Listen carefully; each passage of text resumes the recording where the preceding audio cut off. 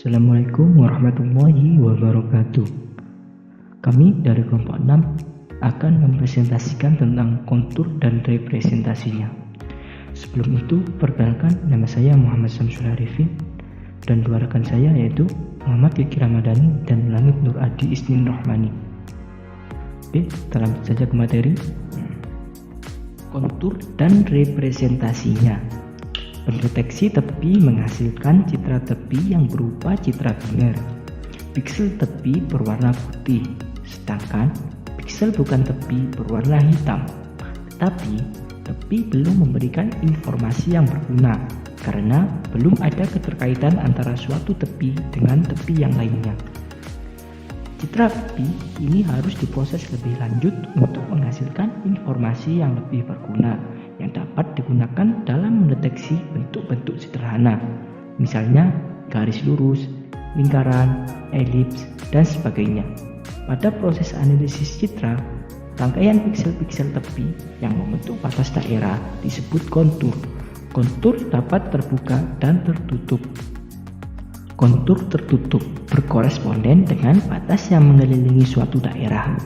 Piksel-piksel di dalam daerah dapat ditemukan dengan algoritma pengisian.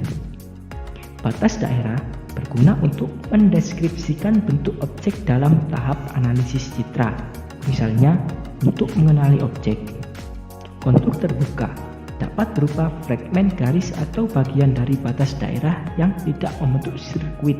Contohnya adalah seperti gambar di bawah ini. Gambar A merupakan contoh dari kontur tertutup, dan gambar B merupakan contoh dari kontur terbuka. Representasi kontur.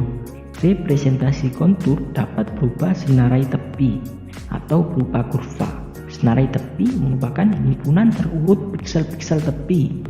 Representasi kontur ke dalam kurva merupakan representasi yang kompak dan mangkus untuk analisis citra. Misalnya, rangkaian piksel tepi yang membentuk garis dapat direpresentasikan hanya dengan sebuah persamaan garis lurus. Representasi semacam ini menyederhanakan perhitungan selanjutnya seperti arah dan panjang garis. Kode rantai. Kode rantai adalah notasi untuk mengkodekan senarai tepi yang membentuk batas daerah. Kode rantai menspesifikasikan arah setiap piksel tepi di dalam senarai tepi. Arah yang digunakan adalah 8 arah mata angin, seperti yang terlihat pada gambar di bawah ini. Gambar A merupakan kode rantai, dan gambar B merupakan representasi batas objek dengan kode rantai. Dimulai dari sebuah piksel tepi dan searah jarum jam. Arah setiap piksel tepi yang membentuk batas objek dikodekan dengan salah satu dari 8 kode rantai. Kode rantai merepresentasikan batas objek dengan koordinat piksel tepi pertama, lalu diikuti dengan senarai kode rantai. Karena ada 8 arah, maka cukup 3 bit untuk mengkodekan setiap arah. Gambar di bawah memperlihatkan contoh pengkodean batas objek dengan kode rantai. Untuk slide selanjutnya akan dijelaskan oleh rekan saya. Saya akan melanjutkan presentasi dari Mas Samsul Arifin. Yang selanjutnya adalah pencocokan kurva. Kurva yang mempresentasikan kontur dicari dengan teknik pencocokan kurva, curve fitting. Ada 2 macam teknik pencocokan kurva. Yang pertama adalah interpolasi dan penghampiran, approximation dalam bahasa Inggrisnya.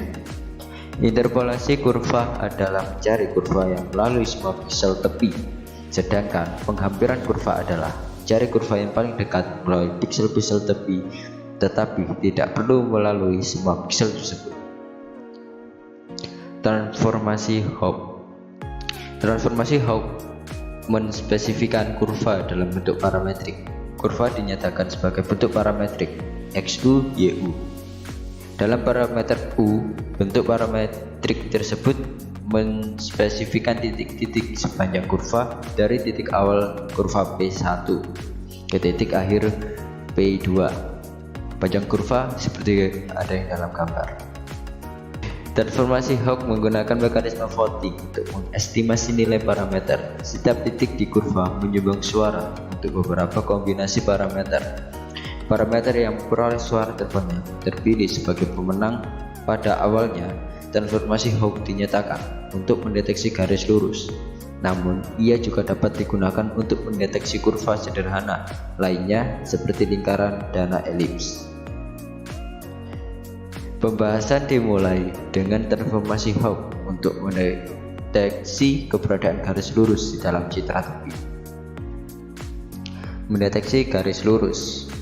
Apabila dalam citra terdapat garis yang saling berpotongan pada suatu titik, bila titik tersebut ditransformasikan ke dalam ruang parameter M dikurangi C, maka didapati sebagai sebuah garis lurus yang dinyatakan dalam persamaan garis Y sama dengan Fx ditambah C. Sebaliknya, jika dalam citra terdapat sebuah garis lurus yang memiliki persamaan seperti persamaan 1, bila ditransformasikan ke dalam ruang parameter M dikurangi C, maka didapati beberapa garis yang saling berpotongan dalam satu titik dinyatakan dalam persamaan parameter C sama dengan Y dikurangi MX. Ini adalah garis lurus pada ruang X, Y yang A, yang B adalah representasinya dalam ruang parameter. Ada garis berpotongan di sana. Ini sebuah titik diagonal, memang kita seperti di matematika. Oke, selanjutnya mendeteksi lingkaran. Persamaan lingkaran yang terpusat di titik AB dengan jari-jari R adalah ruang parameter untuk lingkaran adalah R dikurangi A dikurangi B, sehingga matriks trimata PRAB dibutuhkan untuk menyimpan perhitungan suara. Terdapat dua jenis kasus yang dapat dihitung. A. Jari-jari lingkaran diketahui. B. Jari-jari lingkaran tidak diketahui. Ini adalah jari-jari lingkaran yang diketahui. Jika jari-jari lingkaran diketahui R sama dengan R besar, maka ruang parameter trimata itu ada di sebelah AB ada R besar. P RAB dapat direduksi menjadi ruang dwimatra PAB. Itu ada mendeteksi penumpukan lingkaran. Titik pusat lingkaran AB yang mempunyai jari-jari R sama dengan R besar dan melalui titik XI dan YI dapat dihitung dengan persamaan A sama dengan XI sama dengan R besar cos 0, B sama dengan YI dikurangi R besar sin 0. Tambahkan elemen PAB yang bersesuai dengan 1. Proses ini diulangi untuk piksel-piksel tepi yang lain. Elemen matriks PAB yang memiliki jumlah suara di atas nilai ambang tertentu menyatakan lingkaran yang terdapat di dalam citra tepi. Assalamualaikum warahmatullahi wabarakatuh. Izinkan saya memperkenalkan diri.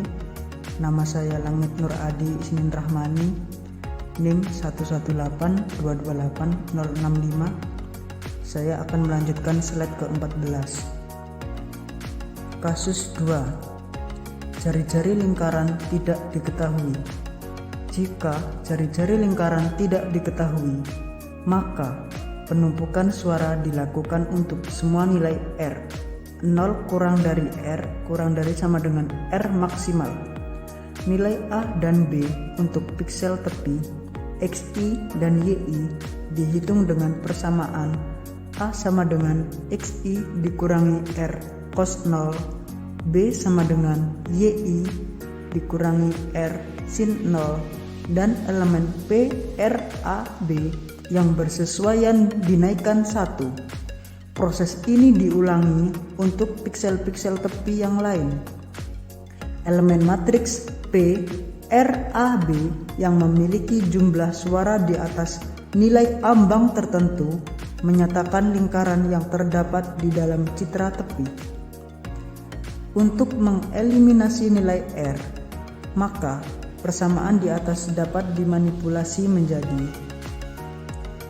A sama dengan X dikurangi R cos 0 menjadi R sama dengan X dikurangi A per cos 0.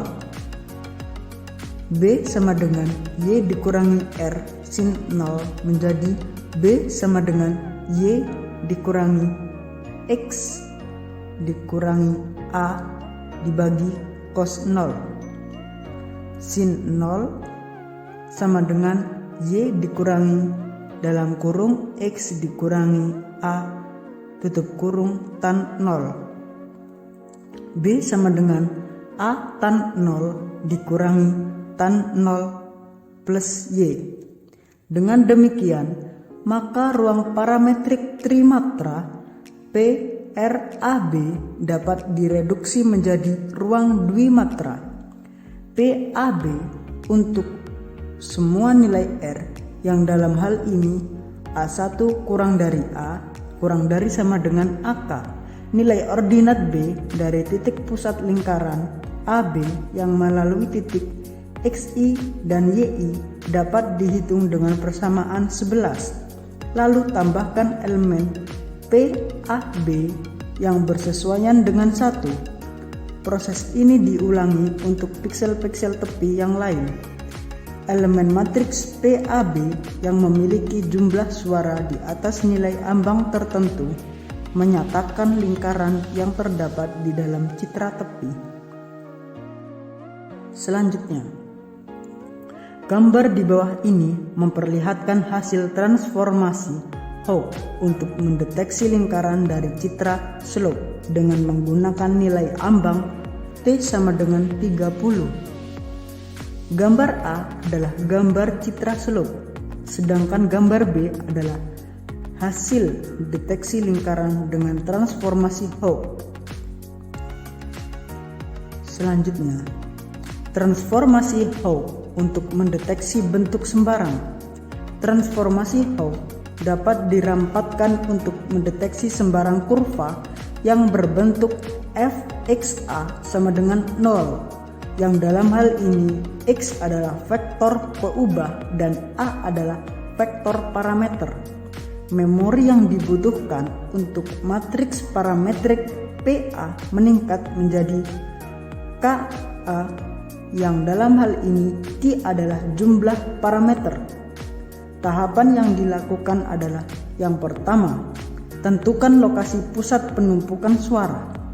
Yang kedua, tentukan fungsi jarak dari setiap piksel tepi ke pusat pemungutan suara. Jika kurva berbentuk lingkaran, maka lokasi pusat penumpukan suara adalah titik pusat lingkaran. Sedangkan fungsi jarak dari setiap piksel tepi ke titik pusat lingkaran adalah fungsi konstan, yaitu akar pangkat 2 dari persamaan. Selanjutnya, sebagai contoh pada gambar di bawah ini, titik AB adalah lokasi pusat penumpukan suara. Fungsi jarak R dari setiap titik XY dan nilai alfa merupakan fungsi dari arah vektor normal N.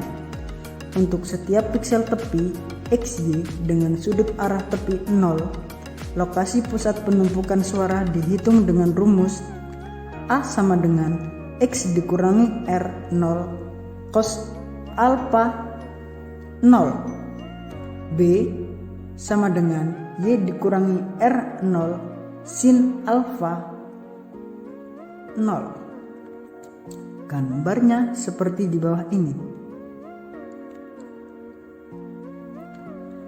Sekian dari kami.